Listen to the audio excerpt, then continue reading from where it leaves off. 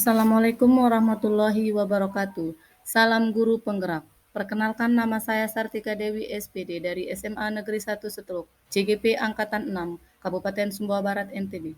Pada kesempatan kali ini, saya akan membahas tentang tugas modul 1.1.A.4, eksplorasi konsep, refleksi diri tentang pemikiran Ki Hajar Dewantara. Yang pertama akan kita bahas adalah intisari pemikiran Ki Hajar Dewantara tentang pendidikan. Ki Hajar Dewantara menjelaskan bahwa pendidikan dan pengajaran adalah usaha persiapan dan persediaan untuk segala kepentingan hidup manusia, baik dalam hidup bermasyarakat maupun hidup berbudaya, dalam arti yang seluas-luasnya. Ki Hajar Dewantara mengungkapkan juga pendidikan adalah tempat persemaian benih-benih kebudayaan dalam masyarakat.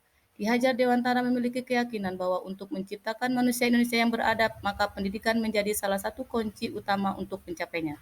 Pendidikan dapat menjadi ruang berlatih dan bertumbuhnya nilai-nilai kemanusiaan yang dapat diteruskan atau diwariskan.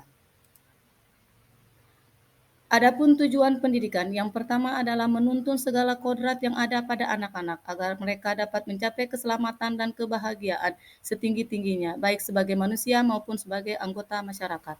Tujuan yang kedua adalah pendidik itu hanya dapat menuntun tumbuh atau hidupnya kekuatan kodrat yang ada pada anak-anak, agar dapat memperbaiki lakunya bukan dasarnya, hidup dan tumbuhnya kekuatan kodrat anak.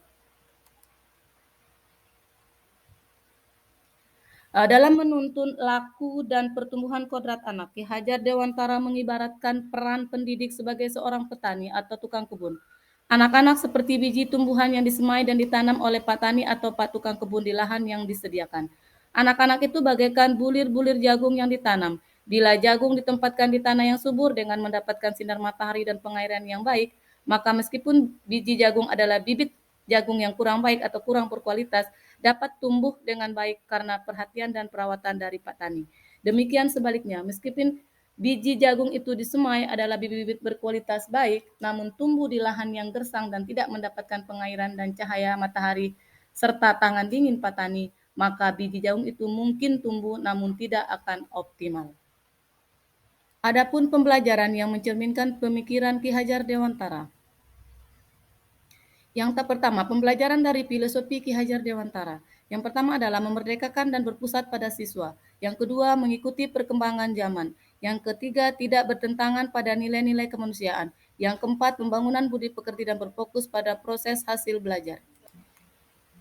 Pembelajaran dari filosofi Ki Hajar Dewantara diharapkan dapat merubah budi pekerti, di mana menurut Ki Hajar Dewantara, budi pekerti diartikan perpaduan antara cipta, kognitif, karsa, afektif, sehingga menciptakan karya psikomotor.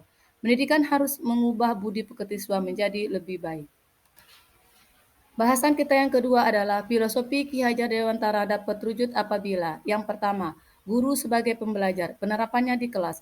Guru itu harus bersifat among sesuai dengan semboyan atau trilogi Ki Hajar Dewantara. Yang kedua, pembelajaran sesuai dengan kodrat alam dan kodrat zaman. Yang terakhir adalah kemerdekaan dapat memilih metode pembelajaran dan evaluasi.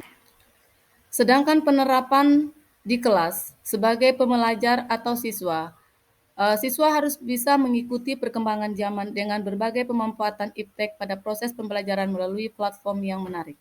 Yang berikutnya adalah sistem Among dengan memberikan kebebasan kepada siswa untuk menemukan sumber belajar seluas-luasnya, untuk menemukan pengetahuan baru baik secara individu maupun kelompok. Demikian refleksi pemikiran Ki Hajar Dewantara yang bisa saya sampaikan. Semoga bermanfaat bagi Bapak Ibu yang lain. Salam guru penggerak. Wassalamualaikum warahmatullahi wabarakatuh.